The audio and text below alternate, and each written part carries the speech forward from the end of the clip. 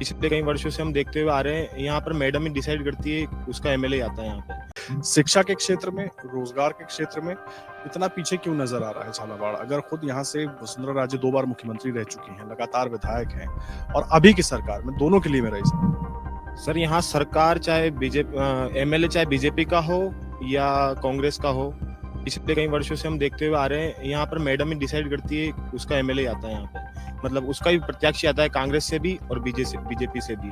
चाहे चारों देख लो आप, झालरापाटन, डग चौमेला देख लो, खानपुर बकानी और चाहे इकलेरा मनोर थाना देख लो। और शिक्षा की रही बात तो शिक्षा में मैडम का यहाँ पे गृह जिला रहा है और पिछले कई 2 बार मैडम मुख्यमंत्री रह चुकी है। तो यहाँ पे शिक्षा में अगर देखें तो पीजी कॉलेज का उन्होंने उस टाइम पे काफी टाइम पहले जब निर्माण हुआ था, अभी आप जाके देखेंगे वहाँ टीचरों की संख्या नहीं है। आप पूछ सकते हैं यहाँ पे जो करीबन ये 7-8 लोग हैं जो कॉलेज में पढ़ते हैं, पीजी कॉलेज में, वहाँ कोई टीचरों की व्यवस्था नहीं है। उसके बाद अगर हम आ जाएं तो जो यहाँ पे बीएड कॉलेज है, बीएड कॉलेज भी सर पुराने मतलब प्राइवेट कॉलेज है सारे, गवर्नमेंट कॉलेज एक भी बीएड कॉलेज नहीं है यहाँ पे झालावाड़ के झालरापाटन विधानसभा में।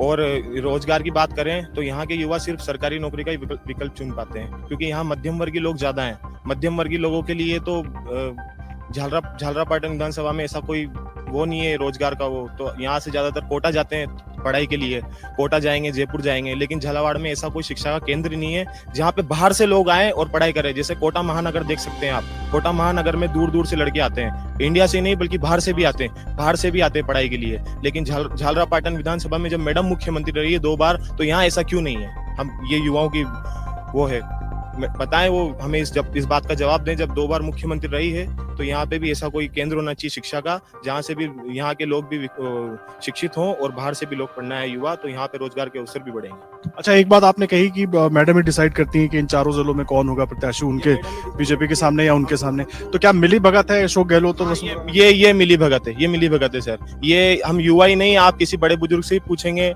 एक भले आप किसी से ही पूछ लीजिए, आप झालावाड़ में बच्चे से सब यही बोलेंगे आपको कि मिली भगत है, क्योंकि हमेशा ये होता आया है यहाँ पे कई सालों से। ये मैं किसी से बात कर रहा था, उन्होंने भी मुझे कहा कि इसीलिए अशोक गहलोत आए ही नहीं यहाँ पे आते ही नहीं है ना। पिछली अभी मुख्यमंत्री वही थे अशोक गहलोत जी, लेकिन उसी के बाद भी मान लो कि 5 साल में करीब एक बार भी, अभी वो जब राहुल गांधी की यात्रा निकली थी तब जरूर आए थे वो यहाँ पे, तब भी सुबह सुबह निकल गए सब जल्दी, तो हमने किसी की शक्ल भी नहीं देखी सर। देखिए, ये बड़ा अहम आरोप है, और सिर्फ ये युवा नहीं और भी कई लोग, अगर शहर में आप उनसे बात करेंगे तो इस तरीके से उनकी तरफ से हम बीजेपी कांग्रेस दोनों की सरकार रही हो, लेकिन झालावाड़ का कभी विकास नहीं हुआ। झालावाड़ का कभी विकास नहीं हुआ, ये बहुत अहम बात है। देखिए, हमेशा बेरोजगारी में जीते आए हैं, और या तो खेती करते हैं, इनके पास सबसे जो गाँव के युवा है उनके पास खेती का लास्ट ऑप्शन होता है, और खेती नहीं तो फाइनेंस फील्ड में लग जाते हैं। मैं खुद फाइनेंस में फील्ड में नौकरी करता हूँ, क्योंकि मेरे पास सरकारी विकल्प था, मैं उस पर नहीं लग पाया, तो मैं खुद फाइनेंस फील्ड में हूँ। फाइनेंस फील्ड में सर 8-10 हजार रुपए सैलरी में आप भी जानते हो कुछ भी नहीं होता है। अगर मैं घर का इकलौता वारिस हूँ तो मैं नहीं कर सकता,